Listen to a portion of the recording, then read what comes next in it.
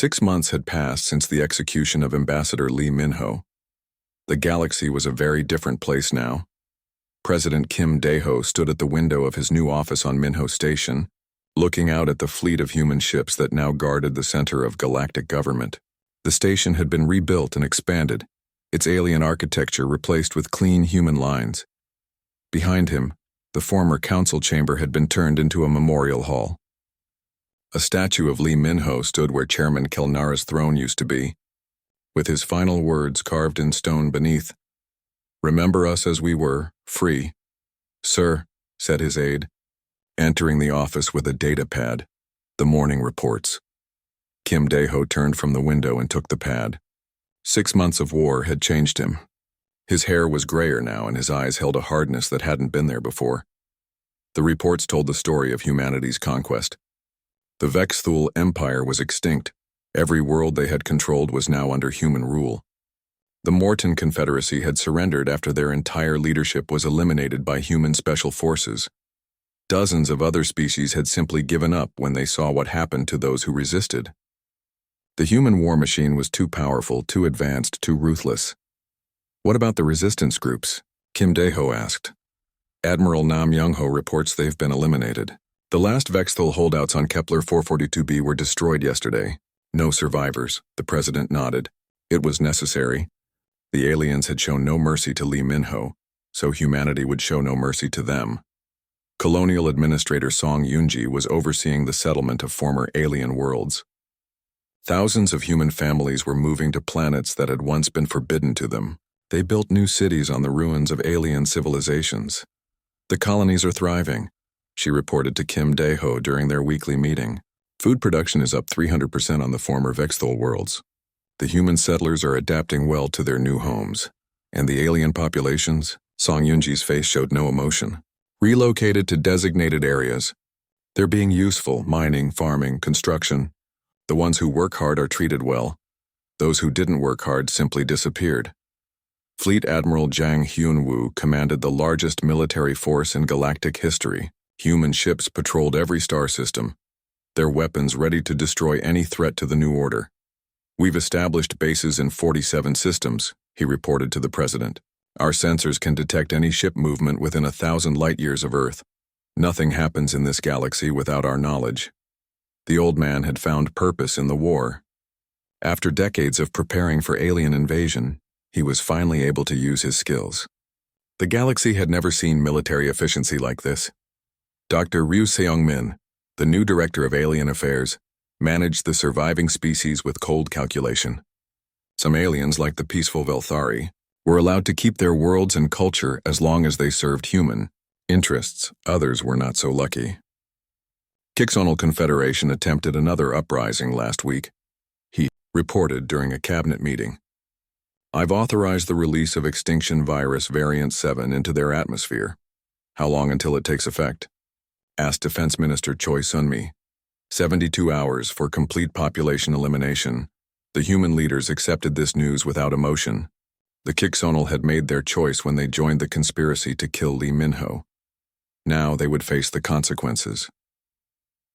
In the memorial hall, school children from Earth came to learn about their history. They stood before Lee Min-ho's statue and listened to their teachers explain why the war had been necessary. "Ambassador, Min-ho went to the aliens in peace," explained teacher Park Mira to her class of 8-year-olds. "He wanted to be friends with them, but they killed him because he refused to let them control us." A small boy raised his hand. "Why didn't we just leave them alone?" "Because," Park Mira said gently, "sometimes bad people won't leave good people alone. When that happens, good people have to fight back." The children nodded, understanding. Their parents had fought a war to keep them free. Now they lived in a galaxy where no alien would ever threaten human children again. Park Nari, the former diplomat's assistant, had become the head of the new Galactic Translation Service. She worked to preserve the languages and cultures of species that cooperated with human rule. "We're not monsters," she told her staff during a training session. "We preserve those who deserve preservation. We protect those who cannot protect themselves. But we show no mercy to those who threaten humanity." She had watched her mentor die at alien hands. That memory drove her to ensure it would never happen again. On the worlds where humans now ruled, alien children grew up learning human history alongside their own. They learned about Lee Minho and why he had died. They learned about the price of defying humanity. Most accepted the new order. They had no choice. Commander Lee Soo-jin, now promoted to admiral, led the patrols that kept the peace in the outer systems. Her ships were always ready to respond to any sign of rebellion. We picked up some unusual transmissions from the Zeta Reticuli system, she reported during a staff meeting. Might be the remnants of the Keltar Syndicate trying to organize. Rules of engagement? Asked her operations officer. Same as always. If they resist, eliminate them. If they surrender, relocate them to the labor worlds. It was a simple system that worked. The galaxy had peace because humanity enforced that peace with overwhelming force. President Kim Dae-ho often walked through the memorial hall late at night when the tourists and school children were gone. He would stand before Lee Min-ho's statue and remember the man who had died for trying to build bridges. "I'm sorry, old friend," he would whisper. "This isn't the galaxy you wanted to create, but it's the one they forced us to build." The statue's bronze face looked back at him with kind eyes, forever frozen in the moment before the aliens destroyed that kindness. Sometimes Kim Dae-ho wondered if they had gone too far. The extinction of entire species, the enslavement of others, the rule by fear. Was this really what humanity should become? Then he would remember the footage of Minho's execution, the laughter of the aliens as they tortured an innocent man, the way they had celebrated his death as entertainment. No, Kim Dae-ho would decide. They had made their choice. Humanity had simply responded in kind. The new galactic charter was simple and clear. It was displayed in the main hall where every visitor could see it. Humanity extends protection to all peaceful species who accept human guidance. We offer prosperity to those who serve faithfully. We promise swift death to those who threaten human interests. We do not forgive. We do not forget. We do not negotiate with those who murder our diplomats. Below that, in smaller text, was the final line that made every alien visitor shiver. The galaxy asked what humanity was capable of. Ambassador Lee Min-ho's death was our answer. Earth's children would grow up in a galaxy where no alien species dared threaten them. They would live on 1,000 worlds under 1 trillion foreign stars, all protected by the memory of one man who died for refusing to kneel. The price of that safety was the blood of billions, of aliens, and the fear of trillions more. Most humans considered it a fair trade. In his private moments, President Kim Dae-ho wasn't always sure. But the decision had been made 6 months ago when the aliens chose to execute a peaceful ambassador. Everything that followed was just the natural consequence of that choice. The galaxy had wanted to see what humans were truly capable of when pushed beyond their limits. Now they knew. And now they would never forget. The message reached Earth 12 hours after Ambassador Lee Min-ho died. President Kim Dae-ho sat in the secret war room deep under the capital city. The walls were covered with screens showing space around Earth, but these screens showed things the aliens had never seen. "Show me everything," Kim Dae-ho said. General Oh Sung-min pressed buttons on his control panel. Suddenly the screens came alive with light. Hundreds of objects that looked like space rocks began to move. They unfolded like metal flowers, revealing massive weapons and shipbuilding factories. "Project Nemesis is fully active, sir," the general said. "We've been building this for 20 years, ever since we first heard alien radio signals." The president nodded. When humanity discovered they were not alone, some people wanted to send messages of friendship. But the military leaders had been smarter. They knew that if aliens existed, some of them might be dangerous. So while Earth sent peaceful messages to the stars, they also prepared for war. "How long until the fleet is ready?" Kim Dae-ho asked. "The first battle group will launch in 6 hours, said Admiral Jang Hyun-woo. He was an old man with gray hair and scars on his hands from the last war on Earth. "The aliens think they saw our technology when we sent the Harmony. They have no idea what we can really build." On the screens, massive ships began to take shape in the hidden shipyards. They looked nothing like the peaceful Harmony. These were machines built for one purpose: to kill aliens. Dr. Han Ji-won entered the room carrying a metal briefcase. She was the head of weapons research, a small woman with bright eyes that missed nothing. "Mr. President," she said, "I need to show you what we've developed." She opened the case. Inside was a device that looked like a silver egg. "We call it a quantum torpedo. It phases through normal matter and explodes inside the target. No shield can stop it. How many do we have? The president asked. 50,000, with more being made every minute. Kim Dae-ho smiled, but it was not a happy smile. It was the smile of a hunter who had found his prey. In another part of the facility, Captain Bae Kyung-jae stood in front of his new ship. The UES Retribution was 5 times bigger than any ship Earth had ever admitted to building. Its hull was made of metal so dark it seemed to eat light. "She's beautiful," said his second-in-command, Commander Lee Soo-jin. "She's death," Bae Kyung-jae replied. "Death for every alien who cheered when they killed our ambassador." The ship's computer spoke in a calm female voice.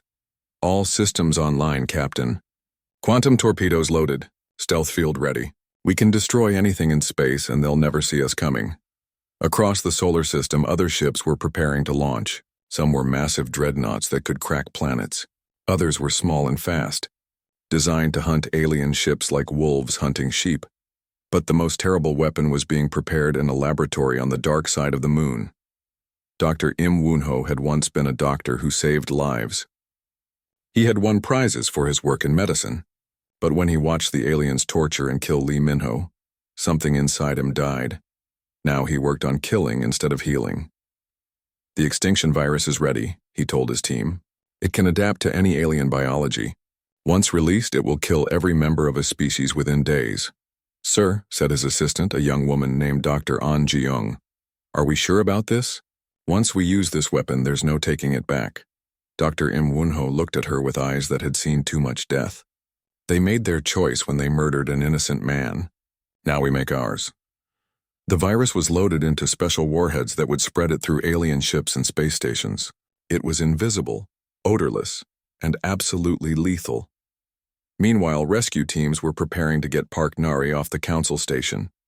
She had been sending secret messages using codes she and Min-ho had developed. She was still alive, but not for long if they didn't act fast. Lieutenant Colonel Park Dong-hyun led the rescue team. He was Nari's older brother, and one of Earth's best Special Forces soldiers. His team wore new armor that made them invisible and stronger than any alien. "We go in quiet," he told his men. "Get my sister and any intelligence we can find. Then we get out before the real attack starts." The first human war fleet began launching from hidden bases around Earth. The ships rose into space like dark angels of death. Their engines made no sound. Their hulls reflected no light. To alien sensors, space looked empty. Captain Ko Min-soo led a squadron of fighters toward the edge of the solar system. His ship was connected directly to his brain through cables that plugged into his skull. When he thought about turning left, the ship turned left.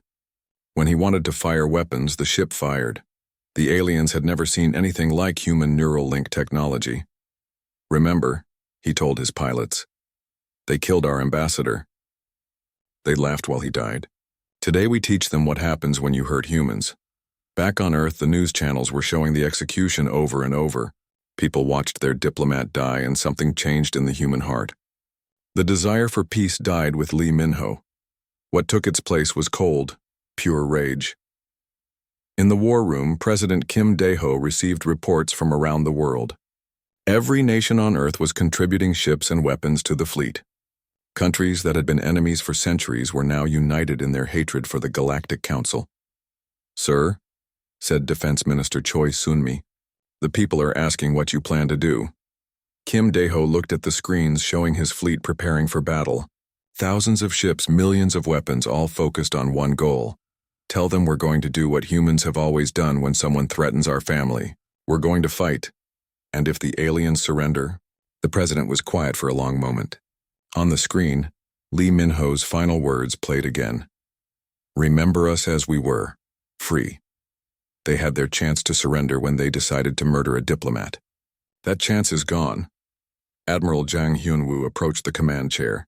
"Fleet reports ready, sir. Shall I give the order to attack?" Kim Dae-ho stood and walked to the window. Outside, Earth looked peaceful and beautiful. But appearances could lie. Hidden under that beauty was the most dangerous military force the galaxy had ever seen.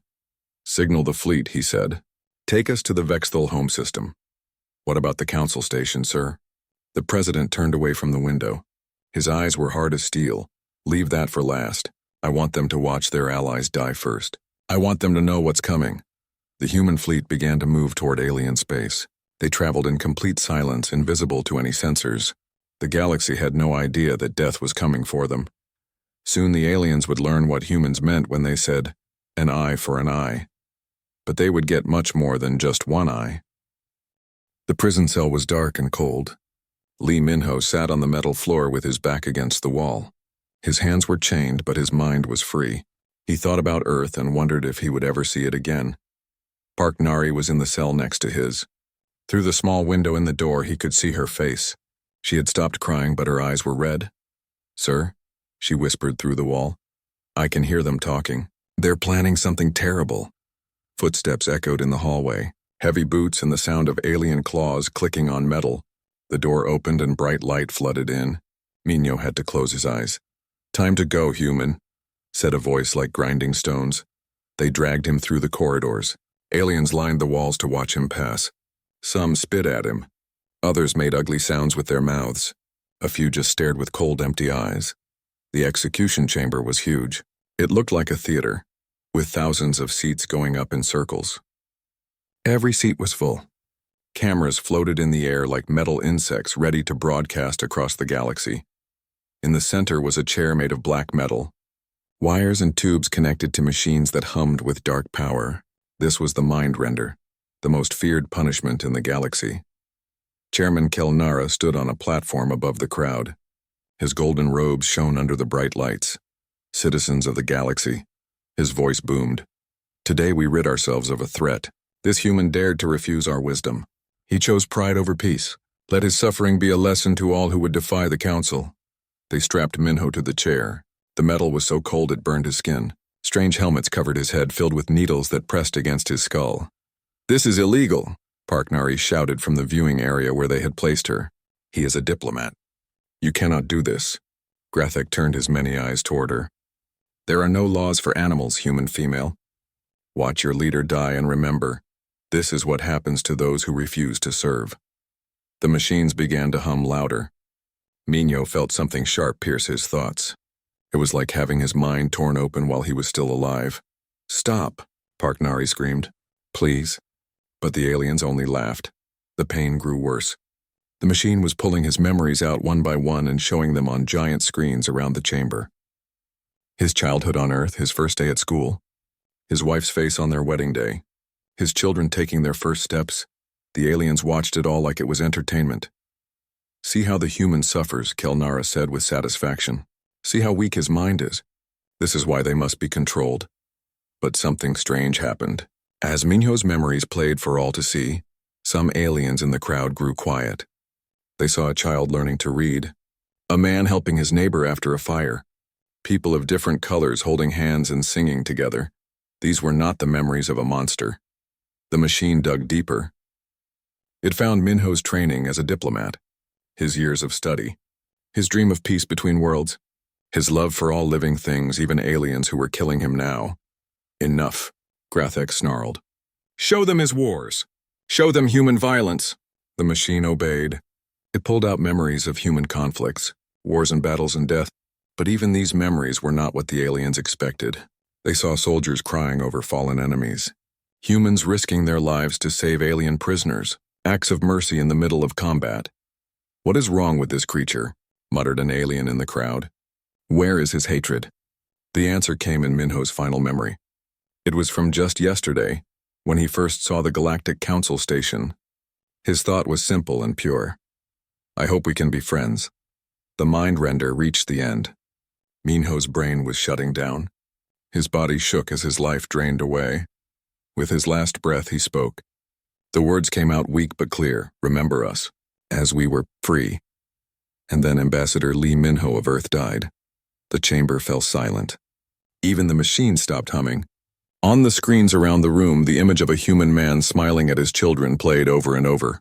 Park Nari sobbed in her seat. But her tears were not just for sorrow.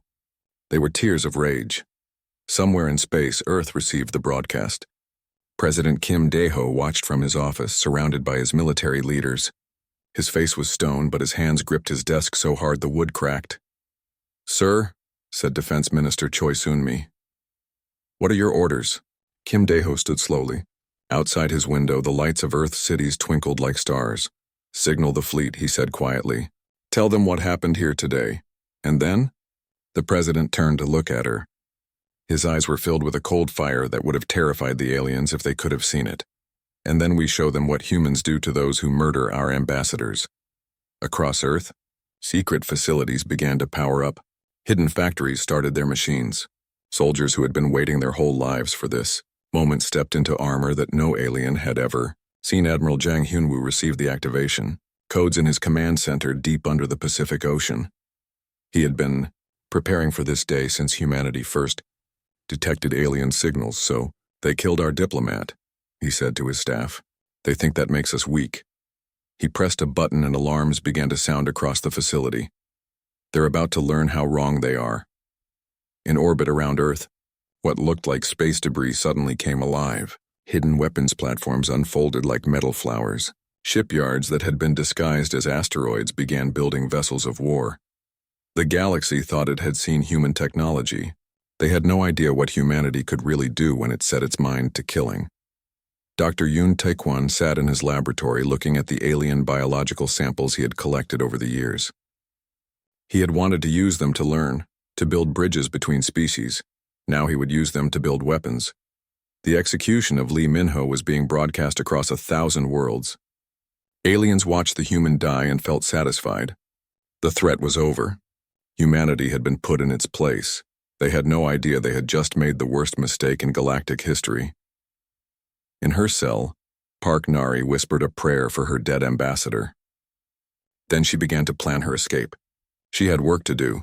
The galaxy was about to meet the real human race. The ship moved slowly through space toward the massive station. Lee Min-ho stood at the window looking out at the stars. He had dreamed of this moment for years. Humanity was finally going to meet the galaxy. Min-ho was 45 years old and had spent his whole life preparing for this day. He was Earth's best diplomat. The government chose him to speak for all humans to the Galactic Council. His hand shook a little as he watched the alien station grow bigger. "Sir, we will arrive in 2 hours," said Park Nari. She was his assistant and the smartest person he knew about alien languages. She had learned over 200 different alien ways of speaking. Her computer showed pictures of all the alien races they would meet. "Are you ready?" Minho asked her. "I think so. But sir, I'm scared. What if they don't like us?" Minho smiled at her. "Then we show them who humans really are. We are good people, Nari. They will see that." The station was huge. It was bigger than any city on Earth. Ships from all over the galaxy came and went like metal fish in space. Some ships looked like crystals. Others moved like living things. The humans had never seen anything like it. Their ship, the UES Harmony, looked very small next to the alien vessels. Earth had built it to look peaceful. It had no weapons. The message was clear. Humans came in peace. Captain Kim Jun-ho brought the ship to the docking bay. Alien creatures worked there, loading and unloading cargo. Some had 6 legs. Others floated in the air. One looked like a walking tree. "Remember," Min-ho told his small team, "we represent all of humanity today. Every person on Earth is counting on us." The airlock opened.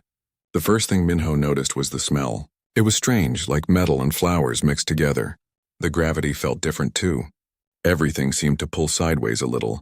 An alien waited for them. It was tall and blue with 4 arms. Its voice came from a machine it wore around its neck. "I am Translator Vexmill. The council waits for you."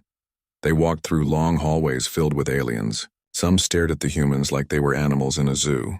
Others ignored them completely. A few made sounds that might have been laughter. The council chamber was enormous.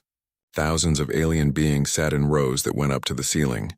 In the center was a raised platform where the most important aliens sat. The air hummed with the sound of hundreds of different languages being translated by machines. Chairman Kel Nara was in the center seat. He looked like a giant lizard wearing golden robes. His eyes were cold when he looked at the humans. "So," his voice boomed through speakers, "these are the creatures from the 3rd planet of Sol system. They call themselves humans." The way he said the word made it sound dirty. Min-ho stepped forward. His voice was steady and strong. "Honored Council, I am Lee Min-ho, speaking for the people of Earth.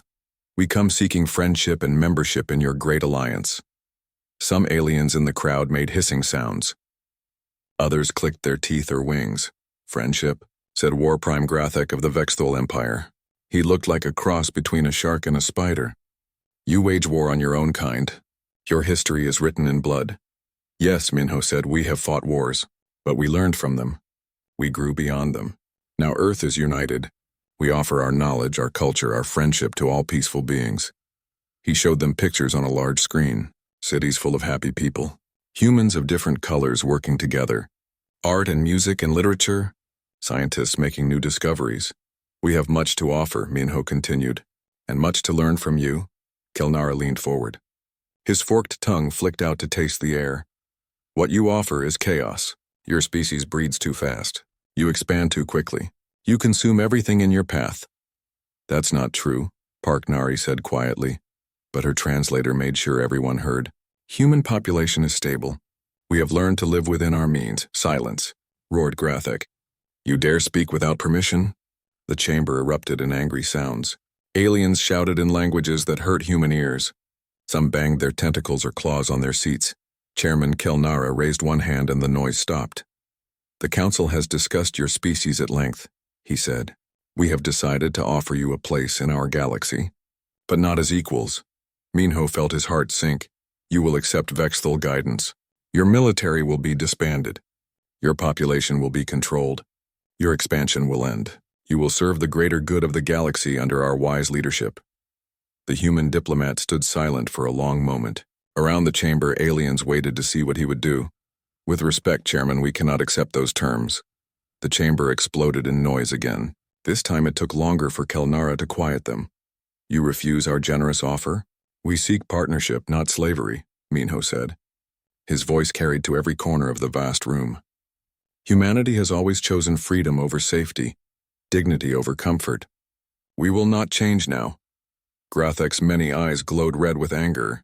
"You forget your place, human. We have conquered 1,000 worlds. What makes you think you are special?" Minho looked up at all the aliens staring down at him. He thought of Earth, blue and beautiful in space. He thought of all the humans who trusted him to speak for them. "Because we are human," he said simply, "and humans do not kneel." The silence that followed was worse than all the noise before it. Minho could feel the hatred of thousands of alien minds pressing down on him like a weight. Chairman Kelnara's voice was soft and dangerous. "Then you have chosen poorly, Ambassador Lee Minho of Earth. Guards, arrest the human delegation for crimes against galactic peace." As alien soldiers surrounded him, Minho caught Park Nari's eye. She was crying, but she stood straight and proud. "Remember," he whispered to her, "we came in peace." The last thing he saw before they took him away was the cold, satisfied smile on Chairman Kelnara's reptilian face. President Boram stood in the ruins of the Coalition High Council chamber on their capital world. Around her, the marble halls that had once symbolized galactic order lay broken and silent. Human relief workers moved through the debris, helping Coalition civilians and beginning the long process of reconstruction. "This is President Boram of the United Human Federation," she began, speaking into cameras that would broadcast her words to every corner of the galaxy. "I stand in the heart of what was once considered the most powerful government in known space." The transmission went out on every frequency, through every communication network, bypassing every attempt to block or filter it. Suho, the chief science officer, had made sure that every sentient being in the galaxy would hear humanity's final message. Behind Boram, the device that Suho had built hummed with quiet power. It was a testament to human ingenuity, combining technologies from dozens of different colonies into something that could reach across the vast distances between stars instantaneously. "You wanted this war," Boram said simply, her voice carrying clearly through the transmission. "You looked at us and saw chaos, saw division, saw what you thought was weakness. You decided we needed to be controlled, managed, made civilized according to your standards." In his medical facility on Vorthak Prime, Admiral Zeftar watched the broadcast with growing understanding. The human standing in the ruins of his civilization's greatest achievement was not gloating or threatening. She was teaching. "What you saw as chaos was adaptation," Boram continued. "What you called division was diversity of thought. What you mistook for primitive aggression was the drive that took us from caves to stars in just a few thousand years." The transmission showed scenes from across Coalition space. Human ships worked alongside Coalition vessels to repair damaged infrastructure. Human medical teams treated wounded Coalition soldiers with the same care they gave their own people. Human engineers shared their technology freely to help restore power to civilian populations. We tried to join your galaxy as friends, Boram explained. We offered trade, culture, cooperation. We wanted to learn from you and share what we had learned ourselves. You chose war instead. Dr. Haywan had compiled the evidence carefully. Every diplomatic overture humanity had made, every offer of peaceful cooperation, every attempt to find common ground. The record was clear. Humans had genuinely wanted to be part of the galactic community. Now you know what humanity does to those who threaten our freedom, the president said. But you also know what we do for those who need our help. The images shifted to show human relief efforts across the galaxy. Refugee camps where humans and Coalition civilians worked together. Hospitals where human doctors saved lives without asking about species or political affiliation. Schools where human teachers shared knowledge with students from dozens of different worlds. Captain Dong Hyun oversaw one such relief operation from orbit around a Coalition world. His warship, which had been a tool of destruction just weeks before, now served as a mobile hospital and supply depot. The Coalition government told its people that humans were monsters, he reported. But these civilians are learning the truth. We're just another species trying to survive in a dangerous galaxy. In her laboratory on Europa, Dr. Mi Young made the most important announcement of the war. All human technological advances will be shared freely with any species that wants them, she declared. We're not interested in maintaining superiority through secrecy. We believe that a stronger galaxy benefits everyone. The offer was unprecedented. No species in galactic history had ever shared their most advanced technology so openly. But humans had always been different, and they proved it once again. Engineer Yejin demonstrated the first technology transfer on live broadcast. Coalition scientists watched in amazement as she explained the principles behind human shield generators, power systems, and faster-than-light communication networks. Your people are intelligent, she told them. You just got stuck in one way of thinking. There are always multiple solutions to every problem. You just have to be willing to look for them. Fleet Admiral Kyung-soo made his own contribution to the broadcast from the bridge of his flagship. The massive warship hung in space above the Coalition capital. No longer a threat, but a symbol of protection. The human military will remain active throughout Coalition space for the next year, he announced. Not as conquerors, but as peacekeepers. We'll help maintain order while your governments decide how they want to move forward. It was a generous offer from a species that had every right to demand tribute and submission. But humans had never been interested in ruling others. They just wanted the freedom to exist on their own terms. Colonel Woo-sung coordinated the transition of military facilities back to Coalition control. His forces had captured dozens of strategic installations, but they were already preparing to turn them over to local authorities. We're not keeping any of this, he explained to confused Coalition officers. We didn't come here to build an empire. We came here to make a point. The point was becoming clear to anyone who cared to see it. Humans weren't the savage destroyers that Coalition propaganda had portrayed. They were a young, dynamic species with ideas and capabilities that could benefit the entire galaxy. Ji-hoon had returned to his former role as a merchant captain, but now his ship carried diplomatic passengers instead of secret intelligence agents. Representatives from dozens of worlds were traveling to meet with human leaders, eager to establish new relationships. Half the Coalition member species want to leave and join humanity instead, he reported. The other half want to reform the Coalition based on human principles. President Boram addressed this directly in her broadcast. We're not asking anyone to choose between us and the Coalition, she said. We're offering a third option, cooperation between equals. The proposal was radical. Instead of one species ruling over others or multiple species competing for dominance, humans suggested a true partnership, where every world contributed its unique strengths to the common good. Narai coordinated the diplomatic response from Luna Station. Messages of support poured in from across the galaxy, as species after species expressed interest in the new approach to galactic governance. This is bigger than just ending a war, she observed. We're reshaping how the entire galaxy thinks about cooperation and conflict. Suho made the final technical contribution to the broadcast. His device transmitted detailed specifications for every weapon and defense system humans had used in the war, along with instructions for building them. "Knowledge belongs to everyone," he declared. "The more species that have access to advanced technology, the safer the galaxy becomes for all of us." President Boram concluded her historic transmission with words that would be remembered for generations. "Humanity is no longer asking for a seat at the galactic table," she said firmly. "We're taking it. The question is, do you want to be our partners, or do you want to find out what else we learned during those millennia of primitive warfare?" The threat was subtle but unmistakable. Humans had demonstrated their military capabilities, but they had also shown their capacity for mercy and cooperation. The choice of which side the galaxy would see was up to everyone else. As the transmission ended, Yansu stepped forward. The new ambassador to Galactic Affairs looked out at the cameras with quiet confidence. "Tomorrow we begin negotiations for a new galactic order," she announced. "One where humanity's voice will be heard and respected. One where every species has the freedom to grow and develop according to their own nature." The Coalition High Council, emerging from their bunkers to survey the controlled destruction of their military and the careful preservation of their civilian infrastructure, finally understood what they were dealing with. These humans weren't conquerors or destroyers. They were teachers, and the lesson they had taught was simple but profound. Never underestimate a species that has spent millennia learning how to survive against impossible odds. The war was over.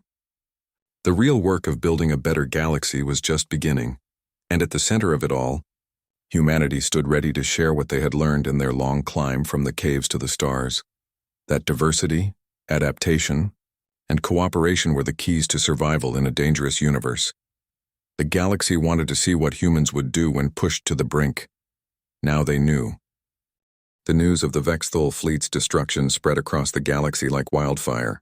In the council chambers, Chairman Killinara paced back and forth like a caged animal. His golden robes were wrinkled and his usually perfect scales were dull with stress.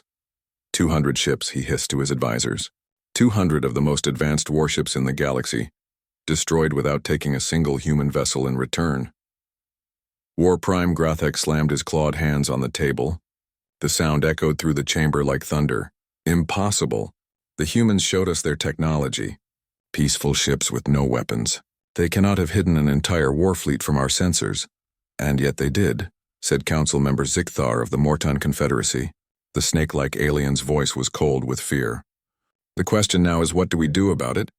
Around the chamber, representatives from dozens of species whispered among themselves. Many were the same aliens who had cheered when Lee Minho died. Now they looked at each other with worry in their alien eyes. "We unite the entire galaxy against them," Kilnara declared. "Call up every fleet, every army. The humans are just one species. We are thousands." But even as he spoke, reports were coming in from across the galaxy. The humans were not waiting for the council to organize. They were attacking everywhere at once. Admiral Jang Hyunwoo stood in the command center of his flagship, the UES Vengeance, as it dropped out of hyperspace at the edge of the council station's system. Around him, hundreds of human ships materialized from the darkness. The station ahead of them was massive, big as a small moon, and home to millions of aliens from every species in the galaxy. It was the center of galactic government, the place where they had murdered Lee Minho. "Sir," reported his communications officer, "we're receiving surrender offers from 17 different species. They want to negotiate." The admiral's weathered face showed no emotion. "Tell them negotiations ended when they killed our diplomat. All ships prepare for assault." On the station, alarms were screaming. Alien security forces scrambled to defensive positions, but they had no idea what they were facing. Captain Song Yunji led the first wave of assault ships toward the station's docking bays. Her Marines were loaded into boarding pods, metal spheres that could punch through any armor. "Remember the mission," she told her troops over the radio. "We want 3 things: rescue our people, download their databases, and make them pay for what they did." The boarding pods launched like bullets from her ship. They crossed the space between fleet and station in seconds, then slammed into the alien structure with the force of meteors. Inside the station, Park Nari sat in her prison cell listening to the sounds of battle outside. Explosions shook the walls and alien voices screamed in languages she didn't recognize. Then her cell door exploded inward. Lieutenant Colonel Park Dong-hyun stood in the smoking doorway. his power armor making him look like a metal giant. "Hello, little sister," he said. "Time to go home." Nari threw her arms around his armored chest and started crying. She had thought she would die in this terrible place far from Earth and everyone she loved. "How many ships did you bring?" she asked. "All of them," Donghyun replied. In the council chambers, the alien leaders were trying to organize a defense, but human marines were already in the corridors outside, cutting through alien soldiers like they were made of paper. "Seal the chamber," Kelnara ordered. "Activate the emergency barriers." Blast doors 10 feet thick slammed shut around the council chamber. The aliens inside thought they were safe behind armor that could stop a starship's main guns. They were wrong. The humans had brought something special for the council, Dr. Im Woon-ho's extinction virus, loaded into gas canisters and delivered through the station's air system. "What is that smell?" asked a council member, a bird-like alien from the Kretal Federation. The gas was invisible and odorless, but the aliens could sense something wrong. Their primitive instincts told them danger was in the air. "Sir," gasped one of Kelnara's guards, "I don't feel well." The virus worked fast. It attacked alien immune systems and turned them against their own bodies. Within minutes, the guard collapsed, his body shaking as it tried to fight an enemy it couldn't understand. "Medical emergency," Kelnara screamed. "Get the doctors." But the doctors were dying too. Throughout the station, every alien who had voted to kill Lee Min-ho was being consumed by their own immune system. The humans had kept perfect records of the vote. Every species that said yes to murder was now paying the price. War Prime Grathek tried to reach for his weapon, but his many arms wouldn't obey him anymore. The virus had reached his nervous system. "You," he gasped, looking at a security camera. "What have you done?" The camera moved to focus on him. From the speakers came a human voice, cold as the space between stars. "Justice," said Admiral Jang Hyun-woo. In the corridors outside, human marines advanced through the dying station. Their armor protected them from the virus, and their weapons cut down any alien who tried to fight back. Commander Nam Young-ho led a team to the station's central computer core. His job was to download everything. Every secret, every plan, every piece of information the Council had gathered over thousands of years. "Sir, we're in," reported his technical specialist. "Downloading now." The human computers were faster than anything the aliens had ever built. In minutes, they had copied the entire galactic database. Every world, every species, every weakness was now known to humanity. "Package secured," Nam Young-ho reported. Moving to secondary objectives. Those secondary objectives were the alien leaders themselves. The humans wanted some of them alive to send a message to the rest of the galaxy. In the council chamber, Chairman Kelnara watched his fellow leaders die around him. The virus was taking them one by one. Some collapsed in convulsions. Others simply stopped breathing. The blast doors exploded inward and human soldiers poured through the gap. They moved with mechanical precision, their weapons trained on the surviving aliens. Dr. An Ji-young entered behind them, carrying a medical scanner. She had been Dr. Im Woon-ho's assistant in creating the virus, and now she was here to see it work. "Scan complete," she announced. "All targets affected. The virus is performing as designed." Kelnara tried to stand, but his legs wouldn't hold him. The virus was eating away at his muscles. "Why?" he gasped. "We offered you a place in our galaxy." Dr. An Ji-young looked down at the dying alien with eyes as cold as winter. "You offered us slavery. We chose freedom." Around the chamber, the few aliens who had voted against Min-ho's execution were being treated by human medics. The virus had been designed to affect only specific genetic markers. Those who had shown mercy were now receiving it in return. "Listen to me," Dr. An Ji-young said to the dying council members. "You are going to die here. But before you do, you will send a message to every species in the galaxy."